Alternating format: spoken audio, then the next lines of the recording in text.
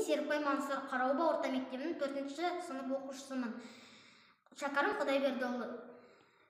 Сөз сынап өлең өлшемек. Сөз жазамын түнімен, бар ұйқымды қашырып, тығып қоймам мұнымен еш адамнан жасырып. Мен кетермін сөз қалар, ақ қағазға басылып, боз балалар қолға алып, әр ауылға шашылып. Оқырсың да қолға алып, сөздің мәнін табарсың, өз сөзіне өн салып, дауды жүндес табалсың. Болмасам да қасында, алды артында қамарсың, миың барма басында, байқастамай шабарсың. Білімді жұрттың ақыны, біздің сөзді сынамас, жазушының жақыны, қазақ мұны ұнамас.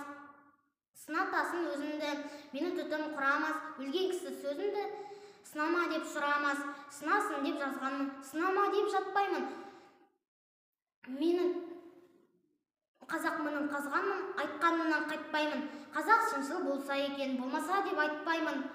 Жетегіме ерсе екен, өлсен де тыныш жатпаймын. Мен жетелеп өлемін, өрге қарай қазақты, өлсен де ойын бөлемін, сөзбен салып азапты. Білімдінің сөзінде мен тазақты, қазақ болса өзіндей қыла алмайды мазақты. Қазақтың жайы белгілі, өлені өңкей құрама, байқадың ғой ендігі, оны менен сұрама.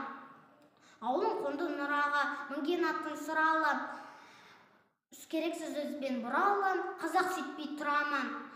Сөзіңді өлшеп қараңыз, уәзінге дәл шығама. Қазақ деген балаңыз, уәзіңізде ұғама. Сөзді әнге дұрыстап, өлшеуменен сығама. Сыймаса да сырықтап, зорлық қылып тығама.